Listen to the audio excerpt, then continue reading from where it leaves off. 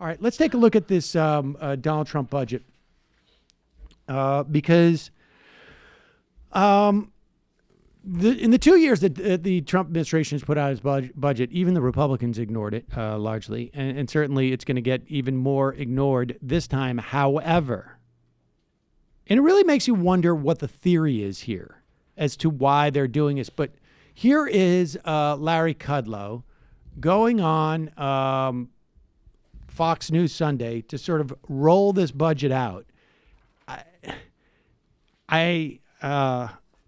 Kudlow does not look like he's been working out in the whatever exercise regime he was on before he joined the administration. I think that's ended. Last time we said this, he had to take a health break. Yeah. So. I am, Mr. Joke about anything. I don't worry about it. And I was all set for some great Kudlow health regimen material. And then I saw him on screen. I was like, oh, whoa, okay. I have no comment after that. President Trump's top. Okay, wait, hold on for 1 second. I guess we want to play this in a different order here. Let's do it this way.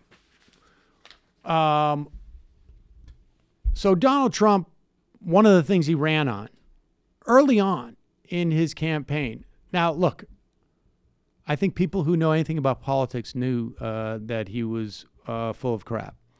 But one of the things he ran on was this idea that he was not like a Republican, that he had even said to the Republicans, like, I don't know why you would ever go after Medicare or Social Security. People love these things. And so he put himself out there as the one guy, particularly in the Republican Party, who was going to save Social Security, was going to save Medicare from the Republicans. Here he is back. This is a montage of the times that he talked about this. I'll save Social Security. I'll save Medicare. Ben Carson wants to get rid of Medicare. You can't get rid of Medicare. Medicare is a program that works. Every Republican wants to do a big number on Social Security. They want to do it on Medicare. They want to do it on Medicaid.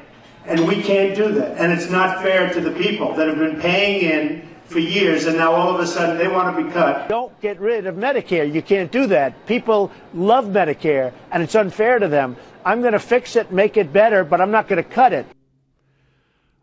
Now, that's pretty explicit. He said that throughout at least the Republican primary, maybe didn't harp on it as much during the general. He also seems significantly more lucid at that time, at a time when we thought, like, this guy's a little bit off. So it just shows how sort of far we've traveled. He's not the only one in the administration who claims that they're not that. Well, first off, as a candidate, he was not going to cut it, and now his acting director of the Office of Management and Budget, or I should say, the White House budget director, makes this claim about Medicare and Medicaid.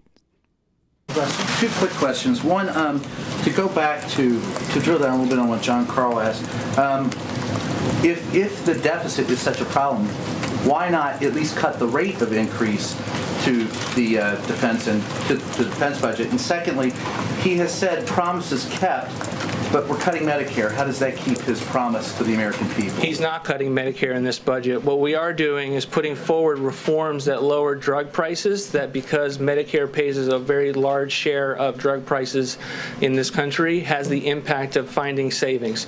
We're also finding waste, fraud, and abuse, but Medicare spending will go up every single year by healthy margins, and there are no structural changes for Medicare beneficiaries. But as for the defense budget, why not at least cut the rate of increase if the deficit is such concern, it's in the trillions, why not cut at least the increase? Because he's the commander-in-chief and he thinks it's important to secure the country. It's one of his most basic constitutional responsibilities. The military put forward a 5-year defense plan. It was done over a series of years about the needs, which gets back to John's question. We are going along with that 5-year defense plan. In addition, we're putting additional dollars towards the military construction funds that we have tapped. So, in other words, let me break that down for you.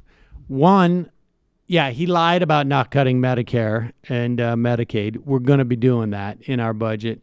And two, why are we increasing the rate in which we increase the Pentagon budget because the president's insane and thinks that there's a national security threat, particularly at the border.